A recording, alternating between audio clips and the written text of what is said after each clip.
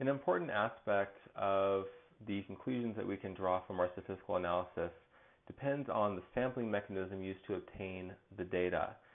So the mathematical model that we've been using pretty much throughout this course for our responses is y equals x beta plus epsilon, and that describes how the data is generated.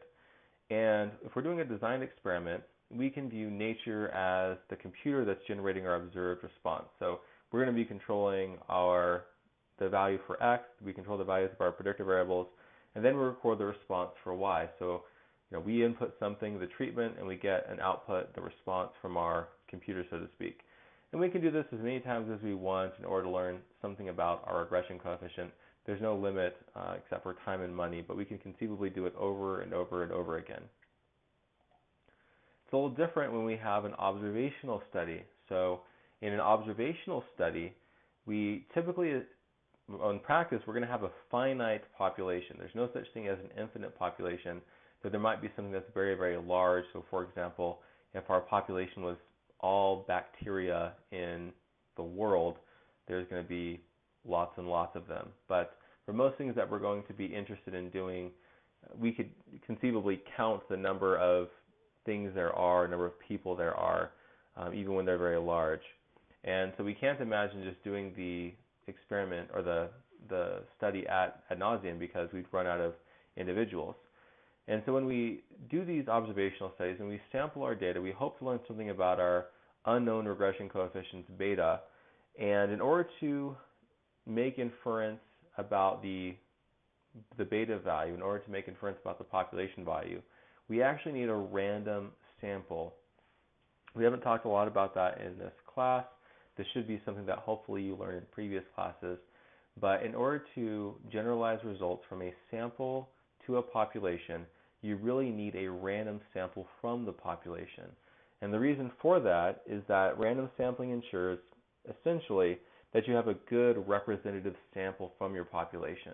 If you just get a sample of convenience, people who happen to be walking by at the same time as you, or happen to be in some area when you're doing your survey, then you're really only getting a sample of convenience. You don't know exactly what kind of person could be part of your study. And so it's not going to be clear whether your sample is going to be representative of your population of interest. So it's really not a good idea to choose samples in that way. We really want a random sample if we're going to draw conclusions about our population value. In fact, when you have a sample of convenience, really the conclusions are limited to the sample participants themselves, which usually isn't very interesting. The whole goal of doing a statistical study typically is to make inference about a larger population. And so if you get a sample of convenience, you're really shooting yourself in the foot, because your goal is to make inference about a population, but you can only make inference about the sample that you obtained, the sample that you actually obtained. And so don't do that. Take a random sample. And as long as your sample is a small portion of the total population size, then a lot of the large sample results that we talk about actually apply.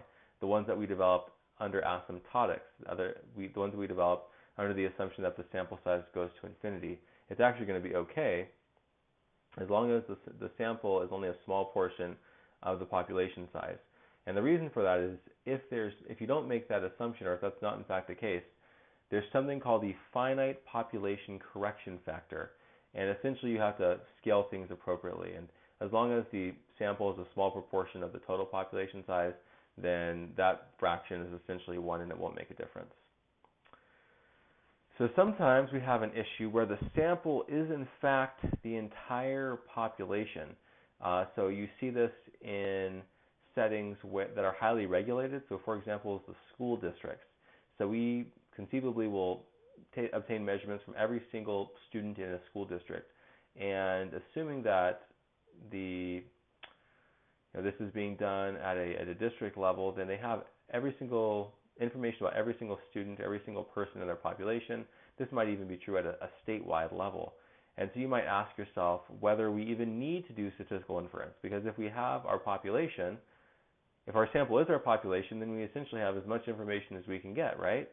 Well, the reality is that there's still uncertainty. So not only are our measurements not going to be perfect, there's just going to be regular variation. So we could imagine that we are giving a standardized test to students in the school district. Well, even if we measure every single person, there's all kinds of factors that we couldn't control for. So whether the student had breakfast that day, whether they had enough sleep the night before, whether there was a family situation that was going on at the time which might be affecting student performance. And so if we gave the exact same exam on a different day, we're going to get different results. And so even though we have every single member of the population in our sample, we still have uncertainty. And so it's still reasonable to try to quantify the uncertainty and still think about the kind of inference that we want to make. It's just very important that you think about the goals in your model so that you think about this correctly. It's not necessarily an easy thing to do. I'm not going to talk a whole lot about it, but even when your sample is in fact the entire population, you can still do statistical inference simply because there is for sure going to be there is for sure still going to be some uncertainty. And one way of trying to quantify that certainty is through permutation tests. So we can imagine what would happen if we permuted our data, if in fact there's no relationship between our response and predictors, etc. And this helps give a meaning to our p-value, which usually a p-value is conducted under hypothetical realizations of the population. But if in fact, or if we obtained a different sample from our population, but that's a little difficult to do when our entire sample is our population. So the permutation test helps give meaning to the p-value, but even in the case where we do have, when our entire sample when our sample is the entire population, because there's still uncertainty, there's still going to be things that we need to quantify and estimate. We just have to think about things in a little bit more detail.